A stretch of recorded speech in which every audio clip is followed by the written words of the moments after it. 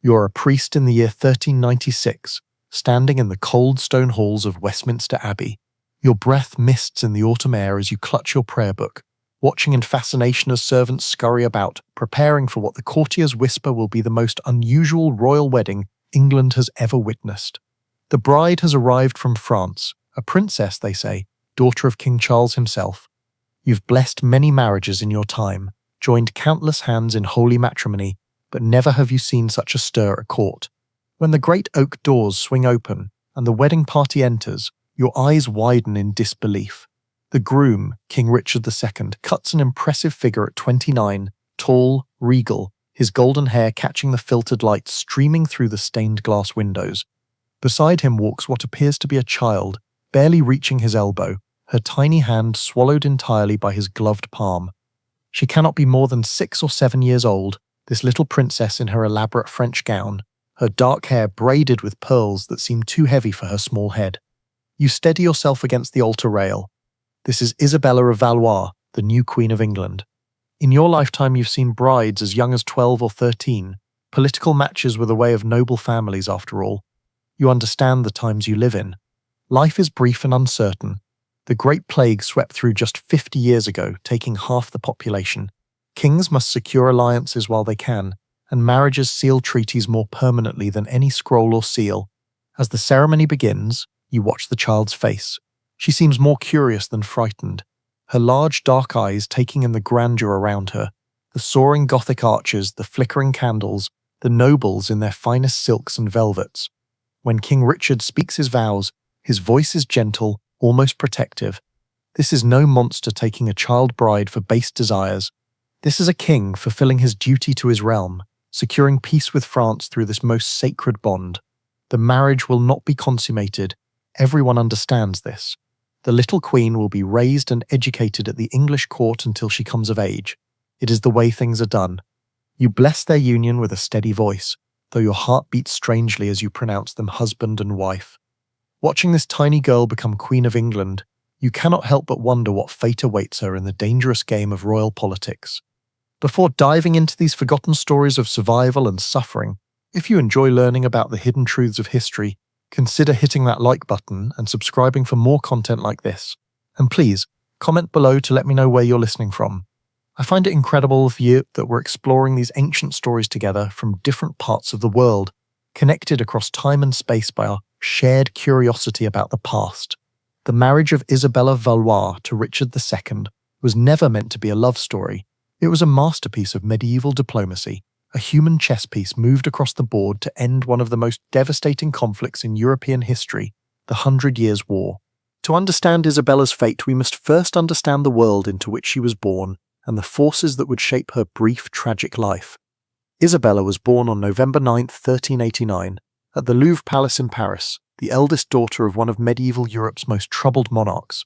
Her father, King Charles VI of France, suffered from bouts of madness which may have made for some frightful moments for the young princess. Known to history as Charles the Mad, her father's condition would periodically transform him from a capable ruler into a raving lunatic who sometimes forgot his own identity, believed he was made of glass, or refused to bathe for months at a time. Imagine little Isabella's childhood in the opulent but unstable French court. One day her father might bounce her on his knee, showering her with gifts and attention. The next, she might find him cowering in a corner, screaming that assassins were coming to kill him, or standing motionless for hours, convinced that if he moved, his glass body would shatter into 1,000 pieces. The palace servants would hustle the children away during these episodes, but the fear and confusion lingered in young Isabella's eyes. Her mother, Isabella of Bavaria, was a formidable woman trying to hold the kingdom together during her husband's periods of incapacity. Beautiful and intelligent, Isabella had her own political ambitions and understood better than most that her children were valuable assets in the complex web of European politics. She watched her eldest daughter with calculating eyes, knowing that Isabella's beauty and royal blood would one day secure a crucial alliance for France. The world Isabella was born into was one of almost constant warfare. For nearly 60 years, England and France had been locked in a brutal conflict that had devastated both kingdoms. The 100 Years' War had begun over English claims to the French throne, but it had evolved into something far more complex, a struggle for national identity, economic dominance, and territorial control that had consumed entire generations. French villages lay in ruins from English raids. English nobles had spent their fortunes financing campaigns across the Channel. Both kingdoms were exhausted, their treasuries depleted, their people weary of war. By the 1390s, there were whispers in both courts of peace, but peace required more than just words. It required bonds that could not easily be broken. This is where 6-year-old Isabella entered the grand theatre of European politics. The idea of marrying Isabella to Richard II first emerged during secret negotiations between French and English ambassadors in 1395. Richard had been devastated by the death of his beloved first wife, Anne of Bohemia, the previous year. Anne had been known as Good Queen Anne, adored by the English people for her gentleness and charity. Her death from plague had left Richard not only grief-stricken, but also without an heir, a dangerous situation for any medieval monarch. Richard's advisors urged him to remarry quickly, but the English king was initially resistant. His marriage to Anne had been one of genuine affection, rare among royal unions. The thought of replacing her felt like a betrayal of her memory, but duty to the realm ultimately outweighed personal sentiment, and when French ambassadors arrived with a proposal that could end the war, Richard began to listen. The French proposition was audacious in its scope. They offered not just the hand of the king's eldest daughter, but a dowry of 800,000 francs, an astronomical sum that would go far toward refilling England's war-depleted treasury. More importantly, they offered a 28-year truce, long enough for an entire generation to grow up without knowing war. There was one significant obstacle. Isabella was only 6 years old. Even by medieval standards, this was unusually young for a royal bride. Most political marriages involved girls who were at least approaching adolescence. But the French negotiators argued that this very youth was an advantage. The marriage would symbolize a new beginning, unsullied by the hatred and blood that had characterized relations between the two kingdoms. Isabella would be raised at the English court, learning English customs and loyalties. By the time she was old enough to rule as queen consort, she would be as much English as French. Richard's councillors were divided. Some saw the wisdom in the proposal. The dowry alone would fund the royal household for years, and the extended truce would allow England to focus on other threats, particularly the growing power of Scotland and ongoing rebellions in Ireland. Others worried about the precedent of marrying a child so young, fearing it would scandalize even the medieval nobility. But Richard himself was intrigued by something else entirely. Court observers noted that when he saw the miniature portrait of Isabella sent by the French ambassadors, something in his expression softened. Here was a child who would need protection, guidance, and care. Perhaps, some whispered, the childless king saw in this arrangement not just a political alliance, but the opportunity to be a father as well as a husband. The negotiations stretched on for months, with ambassadors crossing the Channel repeatedly to hammer out the intricate details. Every aspect of Isabella's future life was debated and codified. She would retain her French servants and ladies-in-waiting. She would be allowed to practice French customs and maintain correspondence with her family. Most crucially, all parties agreed that the marriage would not be consummated until she reached physical maturity, a protection that was written explicitly into the treaty. Meanwhile, in Paris, 6-year-old Isabella played with her dolls, unaware that her fate was being decided in council chambers and written into documents sealed with wax and ribbon. Her tutors began teaching her English phrases, and seamstresses started work on a trousseau fit for a queen. She was told she was going to marry a great king across the water, but at 6 the concept was no more real to her than the fairy tales her nurses told at bedtime. The wedding ceremony took place not once but twice, reflecting the diplomatic complexity of the union. Isabella was only 7 when she wed Richard II at the English-controlled port of Calais on October 31st, 1396. This first ceremony was intimate, attended primarily by negotiators and high-ranking nobles from both kingdoms. Calais, as English territory on French soil, provided neutral ground for this historic moment. Standing in the Great Hall of Calais Castle, Isabella must have been overwhelmed by the gravity of the moment. She wore a gown of cloth of gold, so heavy with embroidery and pearls that she needed help walking. Her new husband knelt to her level to exchange rings, and witnesses noted how gently he lifted her chin when she seemed frightened by the assembled nobles staring at her. A year later, she was crowned queen in Westminster Abbey. Allegedly, several people died in the crush to get a glimpse of the famous young bride. The English people had heard tales of their new child queen, and curiosity drew massive crowds to London for the coronation. The ceremony itself was a spectacular display of royal pageantry, designed to show both the English nobility and foreign observers that this unusual marriage had the full support of the crown. Isabella processed through London's streets in a litter decorated with English roses and French fleur-de-lis, symbolizing the union of the two kingdoms. She wore a crown specially made for her small head, and her train was carried by English duchesses who had been chosen to serve as her guardians and teachers. The crowds that lined the streets called out blessings in English, which she was only beginning to understand, but she smiled and waved as she had been taught.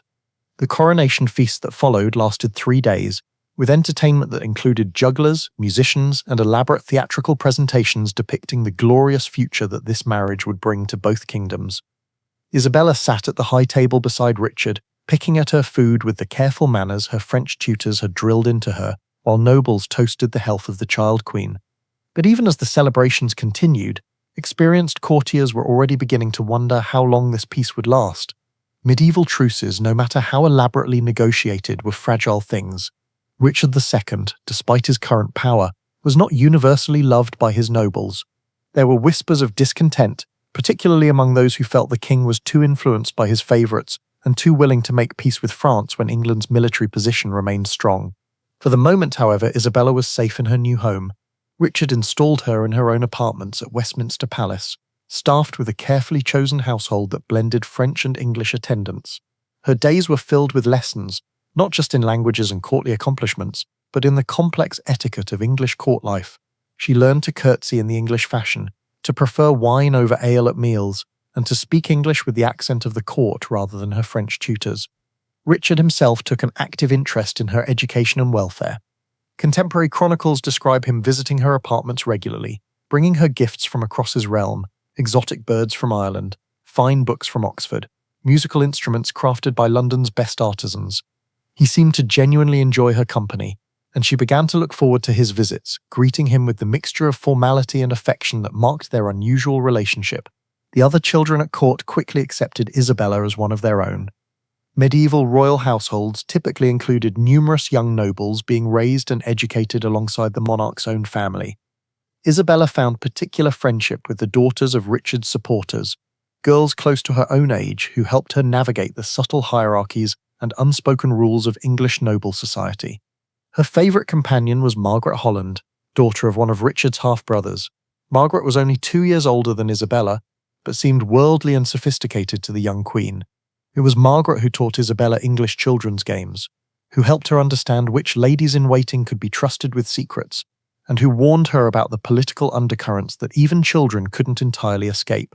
The two girls would spend hours in Isabella's private garden, practicing their needlework while Margaret explained the genealogies of English noble houses and the ancient feuds that still simmered beneath the surface of court politeness. Isabella was a quick learner, and her French perspective on English politics often provided insights that surprised her older companions.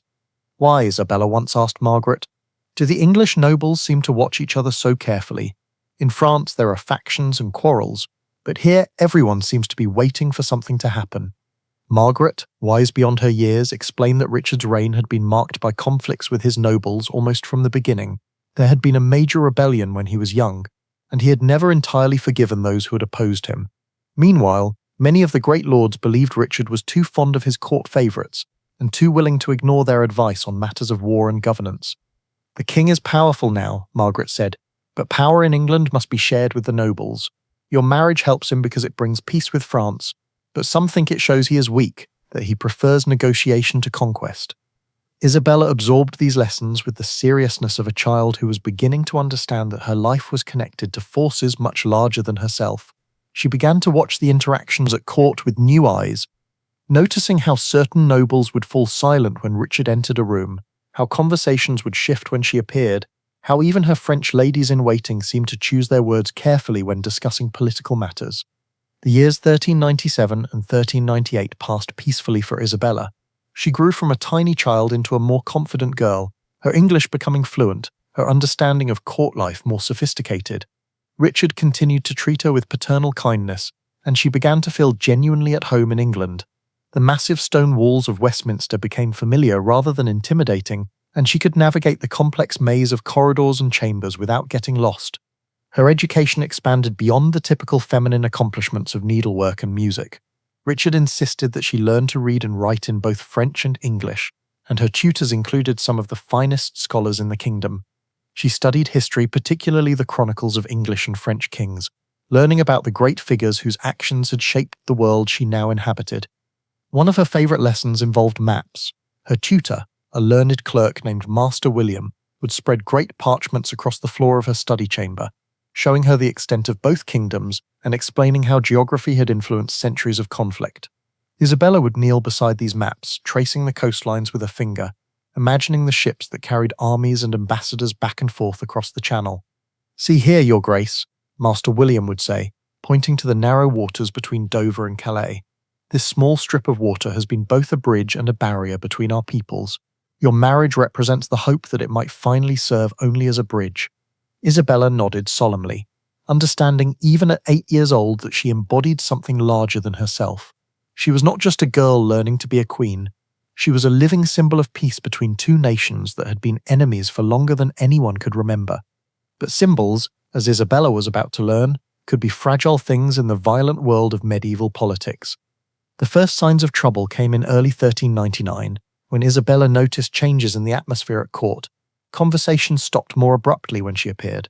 Her ladies-in-waiting exchanged worried glances when they thought she wasn't looking. Even Margaret Holland seemed distracted and anxious, though she tried to maintain their usual routines. Richard himself seemed different. His visits to Isabella's apartments became less frequent, and when he did come, he appeared preoccupied, sometimes staring out the windows toward the Thames as if expecting to see ships on the horizon. His usual gifts of books and trinkets ceased, and Isabella began to wonder if she had somehow displeased him. The truth was far more serious than a child's transgression. Richard was facing the greatest crisis of his reign, and it had nothing to do with his young queen. His cousin Henry Bolingbroke, whom Richard had exiled the previous year, had returned to England with an army, claiming that he had come only to reclaim his inheritance, but clearly intending much more.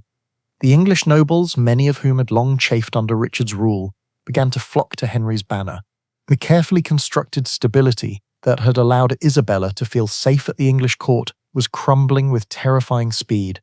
Isabella first realized the severity of the situation when she woke one morning to find that several of her English ladies-in-waiting had disappeared during the night. When she asked her French attendants where they had gone, she received only evasive answers. By afternoon, she could hear shouting from the courtyard below her windows, and when she looked out, she saw armed men wearing unfamiliar livery.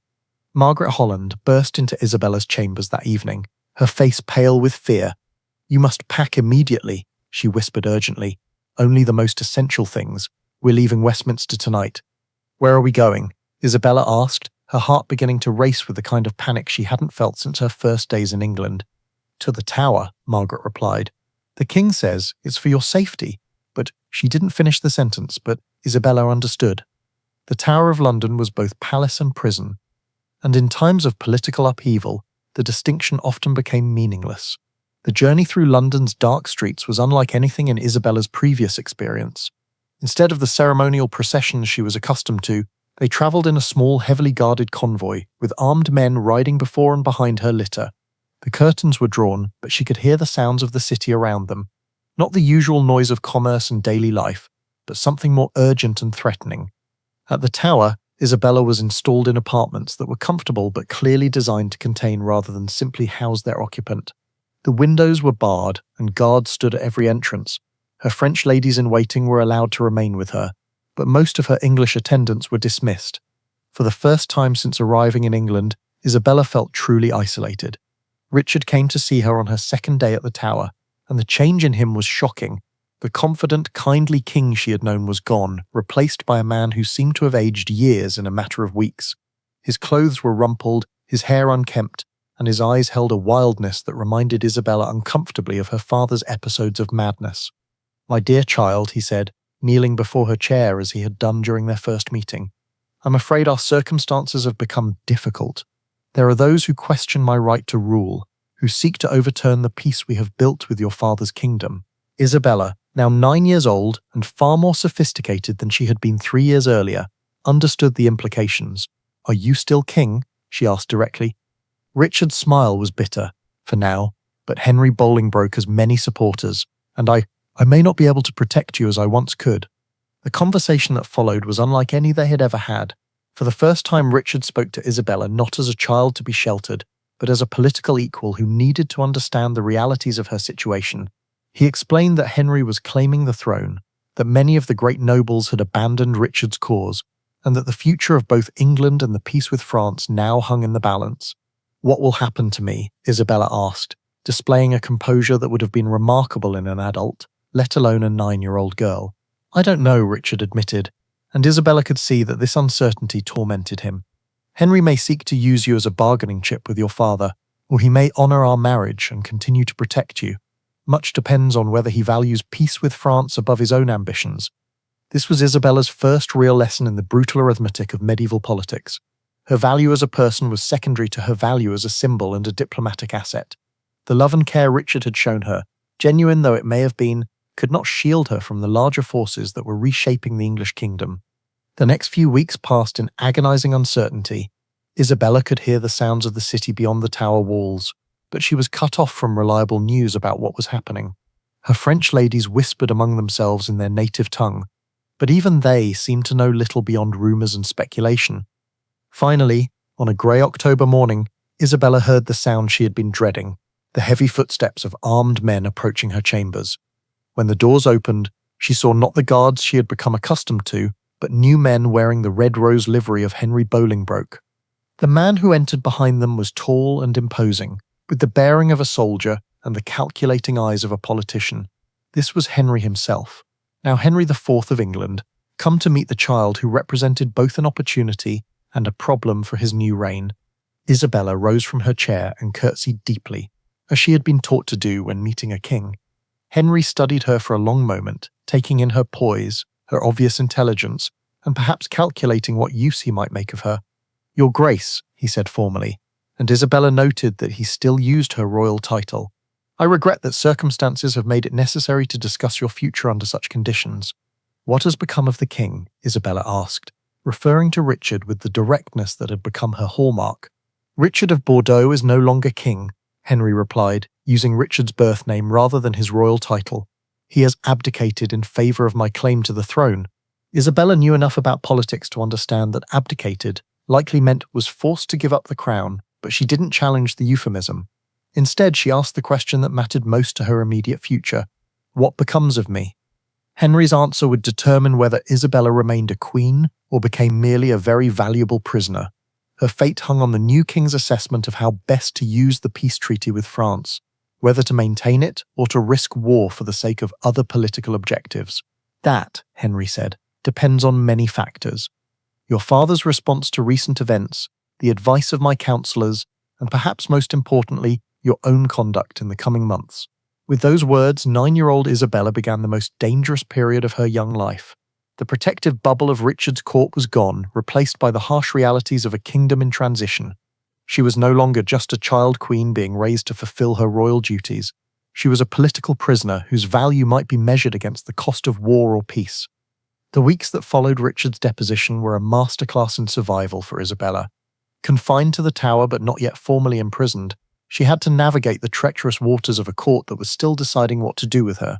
Some of Henry's supporters argued that she should be sent back to France immediately, both to avoid the expense of maintaining her household and to signal that England was ready to renegotiate the peace treaty from a position of strength. Others counselled caution, pointing out that Isabella's presence gave England leverage in any future negotiations with France. As long as she remained in English custody, her father would be reluctant to take any action that might endanger her welfare. This faction argued that she should be maintained in comfort, but kept under careful watch. Isabella herself played her part with remarkable skill for such a young girl. She was unfailingly polite to her new captors, careful never to give offence or appear to be plotting against Henry's government. At the same time, she maintained the dignity befitting her rank, refusing to be treated as anything less than the queen she legally remained. Her French ladies-in-waiting proved invaluable during this period. Unlike her English attendants who had been dismissed or had fled, these women remained loyal to Isabella's interests rather than to any English faction. They helped her understand the nuances of her situation and coached her in the careful balance she needed to maintain. "Remember," her chief lady-in-waiting, Madame de Cossey, advised her, "you are still Queen of England in the eyes of the law and of your father's court. Henry may wear the crown, but he has not yet dared to dissolve your marriage or formally repudiate the treaty. As long as that remains true, you have value, and where there is value, there is hope." This hope, however, came with a terrible cost that Isabella was only beginning to understand. Word began to filter into the Tower about Richard's fate. First came rumours that he had died in captivity at Pontefract Castle. Then came whispers that his death had not been natural, that Henry's supporters had arranged for the former king to meet with an accident. When Isabella finally received confirmation that Richard was dead, the news hit her with unexpected force. She had never loved Richard as a wife loves a husband. How could she, when she was still a child? But he had been kind to her, had protected her, had been the closest thing to a father figure she had known since leaving France. His death represented not just personal loss but the severing of her last connection to the life she had built in England. The manner of Richard's death also carried ominous implications for her own future. If Henry was willing to arrange the murder of an anointed king, what scruples would he have about disposing of a French princess who had outlived her usefulness? These fears proved well-founded when, in early 1400, Isabella received an ultimatum from Henry's government. She would be allowed to return to France, but only if she formally acknowledged Henry as the rightful King of England and renounced any claims she might have to the English throne as Richard's widow. The proposed agreement was a diplomatic masterpiece from Henry's perspective.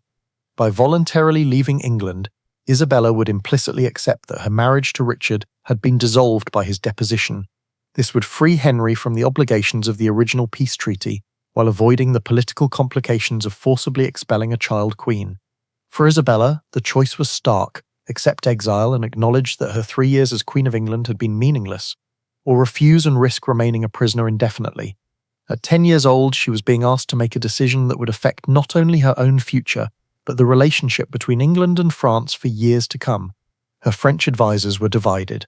Some argued that she should accept the terms and return to the safety of her father's court, where she could be cared for properly, and perhaps eventually find a new marriage. Others insisted that she should refuse, maintaining that she remained Richard's legitimate widow and England's rightful queen regardless of Henry's usurpation. Isabella herself struggled with the decision for weeks.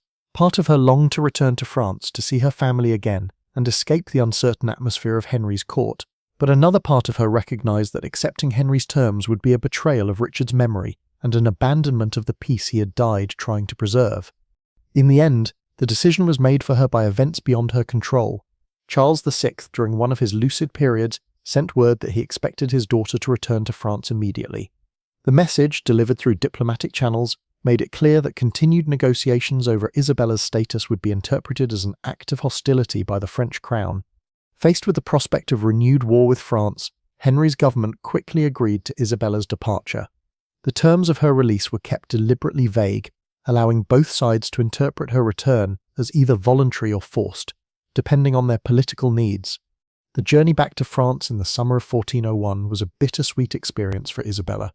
She was leaving behind the only home she had known for 5 years, abandoning the apartments where she had learned to read English poetry, the gardens where she had played with Margaret Holland, the great hall where she had been crowned Queen of England. At the same time, she was returning to a family and a country that had become foreign to her during her years in England. She now spoke French with a slight English accent, preferred English fashions to French ones, and had to relearn the etiquette of her father's court. The little girl who had left Paris at 6 was returning as a young woman of 11, shaped by experiences that none of her French relatives could fully understand. The reunion with her parents was complicated by her father's deteriorating mental condition. Charles VI was in the midst of one of his worst episodes when Isabella arrived, convinced that he was being pursued by invisible enemies and refusing to recognize his own family. When he finally emerged from his madness several weeks later, he seemed confused by Isabella's presence, as if he had forgotten that she had been married to the English king. Her mother, Isabeau, was more welcoming but also more calculating.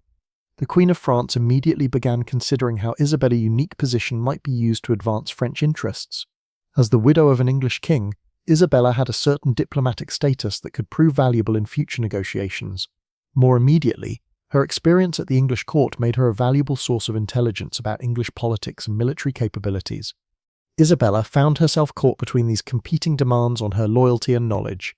She was French by birth and had returned to French soil, but she had also been Queen of England and felt some lingering obligation to the country that had been her home.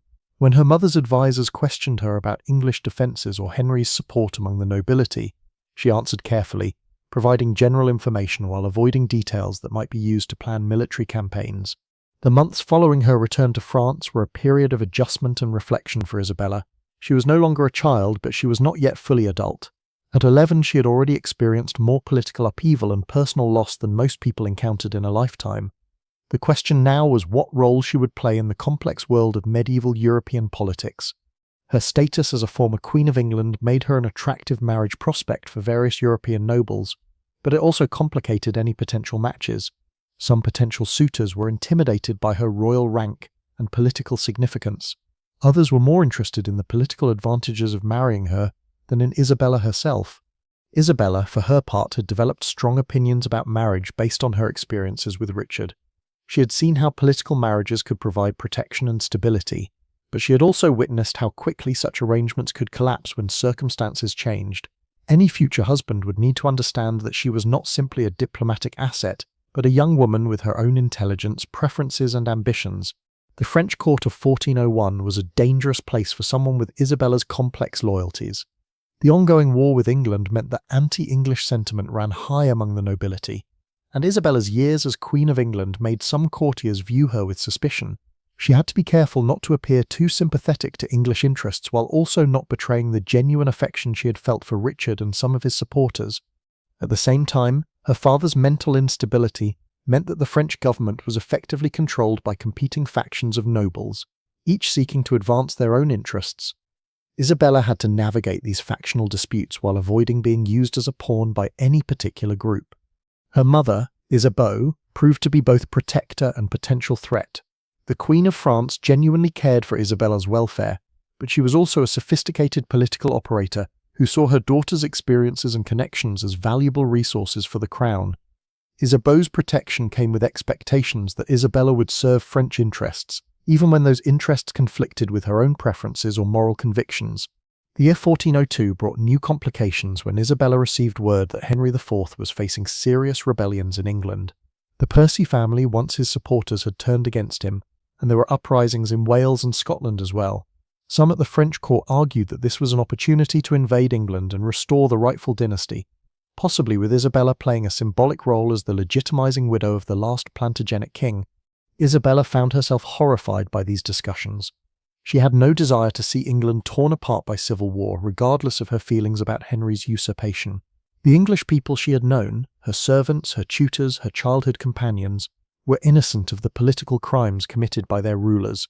The idea of French armies ravaging English villages in her name was deeply disturbing to her.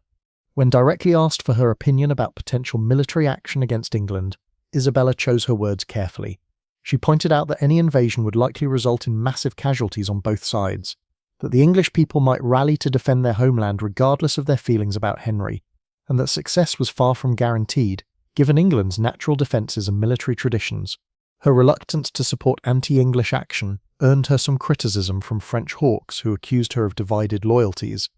But Isabella's position was supported by more moderate voices at court, who argued that peaceful relations with England served French interest better than renewed warfare. These political tensions came to a head in 1403, when Isabella was approached by representatives of Charles, Duke of Orléans, with a marriage proposal that would dramatically change her life once again. The Duke of Orléans was Isabella's cousin, the son of her father's brother, and one of the most powerful nobles in France. At 29, he was exactly the same age Richard had been when he married Isabella, but this time the age gap seemed less significant, given that Isabella was now approaching 14. The proposed marriage was attractive from several perspectives. It would keep Isabella within the French royal family, preventing her from becoming a diplomatic asset for some foreign power. It would also align her with one of the most cultured and sophisticated courts in Europe, as the Duke of Orléans was known as a patron of arts and literature, as well as a capable military commander. For Isabella personally, the match offered the prospect of a marriage based on mutual respect rather than pure political calculation. She had met her cousin several times during her childhood, and he had always treated her with courtesy and kindness.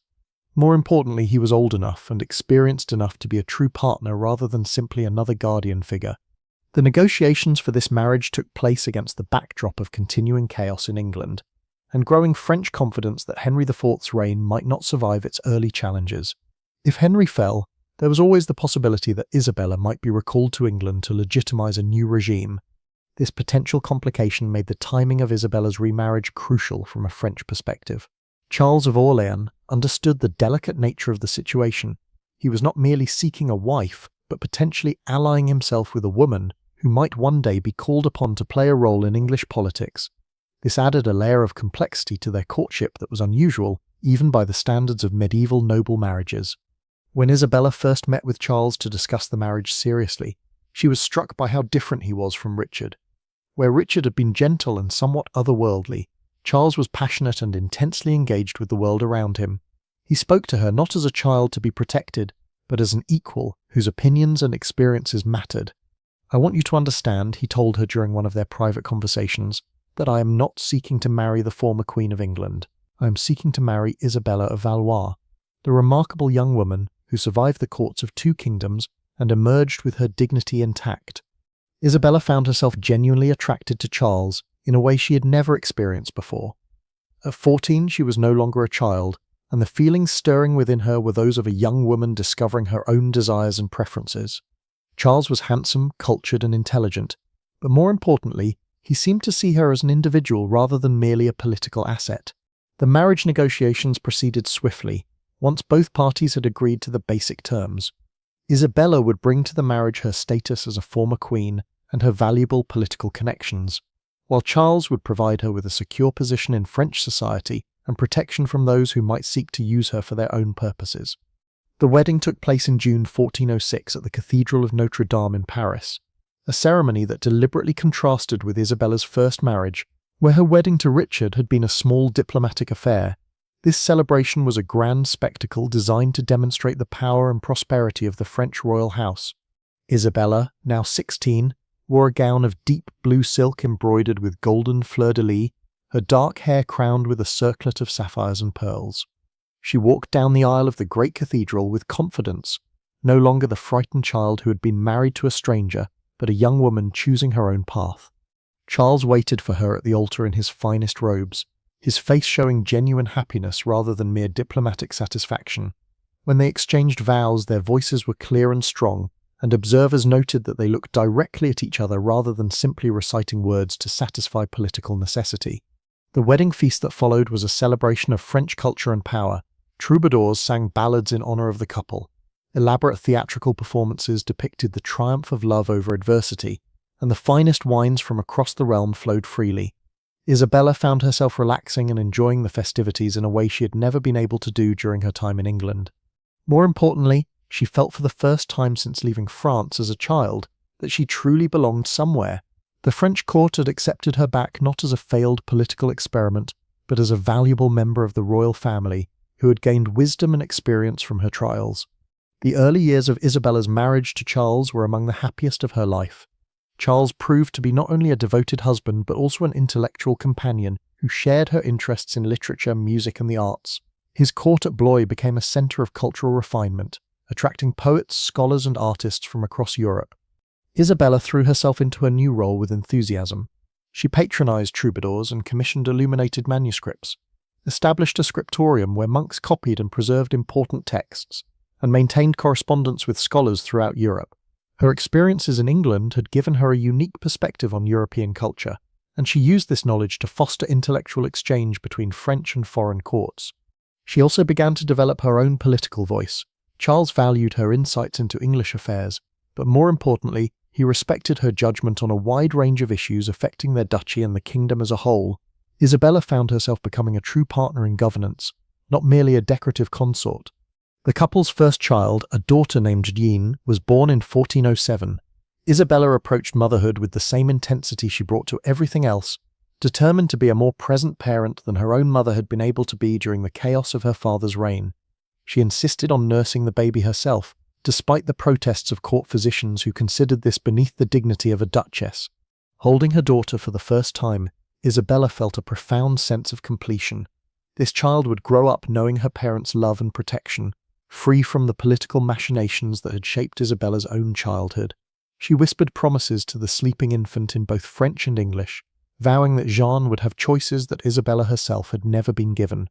The birth of their daughter strengthened the bond between Isabella and Charles. He proved to be a devoted father, spending time with Jean despite the demands of his political and military responsibilities. Isabella often found him in the nursery, reading to their daughter or simply watching her sleep, marveling at the miracle of this new life they had created together. But even as Isabella enjoyed domestic happiness, the larger world continued to intrude. News from England remained troubling, with Henry IV facing continued rebellions and challenges to his authority. More immediately threatening was the growing tension within France itself, as the king's mental illness created a power vacuum that various noble factions were eager to fill. Isabella's father-in-law Louis of Orléans was one of the most ambitious of these nobles. As the king's brother, he claimed the right to govern during Charles VI's periods of incapacity, but this claim was disputed by the Duke of Burgundy, who had his own supporters and his own vision for France's future. The rivalry between the Orléans and Burgundian factions would eventually tear France apart, but in the early years of Isabella's marriage, it seemed like just another of the political disputes that constantly swirled around the royal court. Isabella tried to stay above these factional conflicts, focusing on her family and her cultural pursuits while leaving the political maneuvering to others. This comfortable neutrality became impossible to maintain in November 1407, when Louis of Orléans was assassinated on the streets of Paris by agents of the Duke of Burgundy. The murder was carried out with shocking boldness, the killers striking down the king's brother in broad daylight before disappearing into the maze of Paris's medieval streets. The assassination transformed Isabella's life overnight. Charles, who had inherited his father's titles and responsibilities, was now one of the most powerful men in France, but he was also a marked man. The Duke of Burgundy had demonstrated his willingness to use violence against his enemies, and the Orléans family was now his primary target. Isabella found herself thrust into a world of bodyguards and constant vigilance. Her movements were restricted for security reasons, and her correspondence was monitored to ensure that no information about her family's activities fell into enemy hands. The carefree atmosphere of their court at Blois was replaced by the grim reality of civil war. Charles himself was transformed by his father's murder. The cultured, artistic young man Isabella had married began to show a harder edge, driven by a desire for vengeance that sometimes frightened her. He began to gather allies and resources for what everyone knew would be a long and bloody conflict with the Burgundian faction. Isabella supported her husband's cause but worried about the cost of the coming war. She had already seen how political violence could destroy lives and kingdoms, and she feared that France would suffer the same fate that had befallen England during the Wars of the Roses. Her concerns proved prophetic as the conflict between the Orléans and Burgundian factions escalated into open warfare. The birth of Isabella's second child, a son named Charles in 1408, provided a brief respite from the political tensions. The arrival of a male heir strengthened the Orléans' claim to eventual leadership of France. But it also made Isabella's family an even more attractive target for their enemies. Isabella approached her son's upbringing with even greater care than she had shown with John. She was determined that Charles would grow up understanding both the privileges and responsibilities of his noble birth, but she also wanted him to develop the kind of character that would allow him to navigate the treacherous world of medieval politics without losing his humanity. She insisted on being involved in every aspect of his education, from the selection of tutors to the design of his curriculum. Drawing on her own experiences at the English court, she ensured that her son learned multiple languages, studied the histories of various European kingdoms, and developed the diplomatic skills that would be essential to his future role. The early years of the Civil War were marked by a series of battles and sieges that gradually exhausted both sides. Isabella found herself managing the family's territories while Charles was away campaigning, a responsibility that required her to master the complex logistics of medieval warfare and governance. She proved surprisingly adept at these tasks, using her diplomatic skills to maintain alliances and her organizational abilities to ensure that supplies and reinforcements reached Charles's forces when needed. Her letters from this period reveal a woman who had fully embraced her role as a political leader, no longer the confused child who had been shuffled between courts, but a mature woman taking control of her own destiny. The war took a devastating toll on France. Entire regions were laid waste by competing armies. Trade was disrupted, and the common people suffered from the depredations of soldiers from both sides. Isabella used her position to provide relief where she could, establishing charitable foundations and negotiating safe passage for refugees fleeing the worst of the fighting. Her efforts to help the victims of the war enhanced her reputation throughout France. She became known not just as the Duchess of Orléans, but as a compassionate leader who remembered her obligations to the common people. This reputation would prove valuable in the years to come, as the political situation in France became even more complicated. The birth of Isabella's third child, a daughter named Marguerite, in 1409, was both a joy and a source of anxiety. Isabella was now 20, and the repeated pregnancies were taking a toll on her health. Medieval medicine offered little understanding of maternal mortality, but Isabella was intelligent enough to recognize the risks she faced with each childbirth. She approached this pregnancy with particular care, following the advice of the best physicians available and preparing detailed instructions for the care of her children in case something happened to her. These preparations proved to be prescient, as complications during Marguerite's birth nearly cost Isabella her life. For several days after the delivery, Isabella hovered between life and death, her body weakened by blood loss and infection. Charles rarely left her bedside, and messengers were sent throughout Europe to pray for her recovery. The possibility that she might die forced both Isabella and Charles to confront the fragility of their happiness and the uncertain future facing their children. Isabella's recovery was slow and incomplete. The birth had damaged her health in ways that would affect her for the rest of her life, leaving her weakened and susceptible to the various illnesses that plagued medieval populations. More immediately, her physicians warned that another pregnancy would likely kill her, advice that profoundly affected her relationship with Charles. The couple's physical intimacy became cautious and constrained, overshadowed by the fear of conception. This change in their relationship was difficult for both of them, but particularly for Isabella, who had found great joy in the physical expression of their love. The passionate young woman who had discovered her own desires was now forced to suppress them for the sake of survival. Despite these challenges, Isabella and Charles's marriage remained strong. They found new ways to express their love and partnership, focusing on their shared interests in culture and politics. Isabella became even more involved in the governance of their territories, effectively serving as Charles's co-ruler while he campaigned against the Burgundians. The year 1410 brought new complications when the Duke of Burgundy began negotiating with the English, seeking to bring Henry IV into the French Civil War on the Burgundian side. The prospect of English intervention horrified Isabella, who feared that France would suffer the same devastation that had characterized the 100 Years' War. Isabella used her unique position as a former Queen of England to open back-channel communications with the English court. Through intermediaries, she attempted to persuade Henry IV that intervention in the French Civil War would be costly and ultimately futile. Her efforts were hampered by the fact that many in England still viewed her with suspicion, but she persisted in trying to prevent the resumption of large-scale warfare between the two kingdoms. These diplomatic efforts revealed Isabella's growing sophistication as a political operator. She understood that her value lay not just in her royal connections, but in her ability to see the larger patterns of European politics and to craft strategies that served multiple interests simultaneously. The success of her diplomatic initiatives enhanced her reputation in France and abroad. She began to be consulted not just on matters affecting her husband's territories, but on broader questions of French policy. Her opinions carried weight because of her unique experiences and her demonstrated ability to navigate complex political situations. Isabella's health continued to deteriorate throughout 1411 and 1412. The damage from Marguerite's birth had left her vulnerable to respiratory infections, and she suffered from chronic fatigue that made her daily activities increasingly difficult. She began to spend more time in contemplation and prayer, perhaps sensing that her time was limited. Despite her physical weaknesses, Isabella remained mentally sharp and emotionally engaged with her family and responsibilities. She continued to oversee her children's education, to manage the family's political affairs, and to pursue her cultural interests. Her determination to live fully despite her health problems was an inspiration to those around her. The spring of 1409 brought a brief period of hope when preliminary peace negotiations began between the Orleans and Burgundian factions. Isabella played a significant role in these discussions, using her diplomatic skills and her reputation for fairness to help bridge the gap between the two sides. The negotiations ultimately failed, but Isabella's efforts were widely praised and enhanced her standing as a potential mediator in future conflicts. Her ability to work with representatives from both factions demonstrated her political maturity and her commitment to finding peaceful solutions to France's problems. As 1409 progressed, Isabella's health began to fail more dramatically.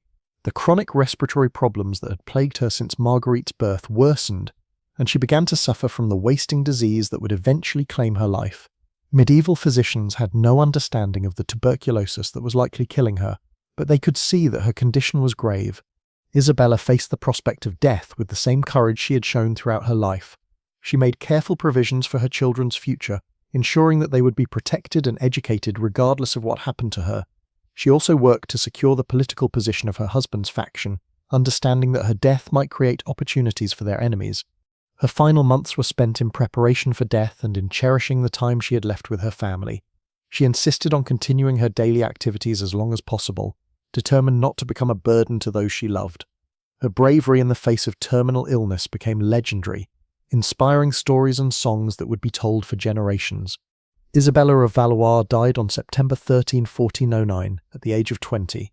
She had lived a life that spanned 3 kingdoms and 2 marriages, experiencing both the heights of royal power and the depths of political uncertainty.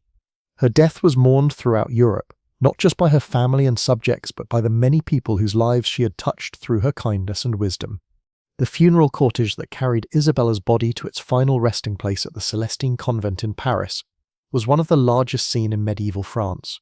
Representatives from across Europe came to pay their respects to a woman who had embodied the complex interactions between personal courage and political necessity that characterized her age. Charles of Orleans was devastated by his wife's death. He had lost not just a beloved spouse but a trusted advisor and political partner whose insights had been crucial to his success. The grief-stricken widower would eventually remarry, but he never forgot Isabella or the happiness they had shared during their brief time together. Isabella's children grew up to play significant roles in French and European history. Her son Charles would become a noted poet and patron of the arts, while her daughters would make advantageous marriages that strengthened the Orleans family's position. All of them carried forward the values their mother had instilled in them: courage, compassion, and a commitment to using their privileges in service of others. The political consequences of Isabella's death were felt throughout France and beyond. Her absence removed a moderating influence from the civil war, and the conflict between the Orleans and Burgundian factions became even more bitter and destructive. The peace she had worked so hard to achieve remained elusive, and France would continue to suffer from internal divisions for years to come. Isabella's legacy, however, extended far beyond the immediate political consequences of her death. She had demonstrated that even in an age when women were expected to be passive political assets, it was possible for a determined individual to carve out a space for independent action and moral leadership. Her life story became a source of inspiration for other women facing similar challenges. The example of Isabella's courage and intelligence was cited by later generations of female rulers and political actors who sought to expand the boundaries of what was considered possible for women in public life. Modern historians have sometimes struggled to understand Isabella's story, caught between admiration for her personal achievements and discomfort with the circumstances that shaped her life. The marriage of a 6-year-old child to a 29-year-old man violates contemporary sensibilities about childhood and consent, even when we understand the political necessities that drove such arrangements. But to judge Isabella's world by modern standards is to miss the profound humanity of her story. She was born into a system that treated royal children as diplomatic assets, but she managed to transcend those limitations and create a life of genuine meaning and accomplishment.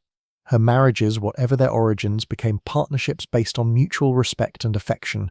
The violence and political instability that marked her era were not products of moral failing, but of a world where personal security and political legitimacy were constantly contested. Isabella's ability to navigate these challenges while maintaining her integrity and compassion speaks to the enduring human capacity for growth and moral courage. Her story reminds us that history is not just about the grand movements of armies and the rise and fall of kingdoms, but about the individual human beings who lived through these events and shaped them through their choices. Isabella of Valois chose to be more than a victim of circumstances, and in doing so she created a legacy that transcends the specific political arrangements of her time.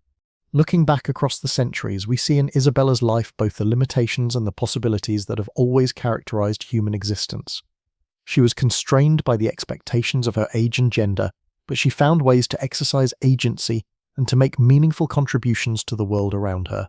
Her story is ultimately one of resilience, intelligence, and the refusal to accept that personal happiness and political responsibility are mutually exclusive.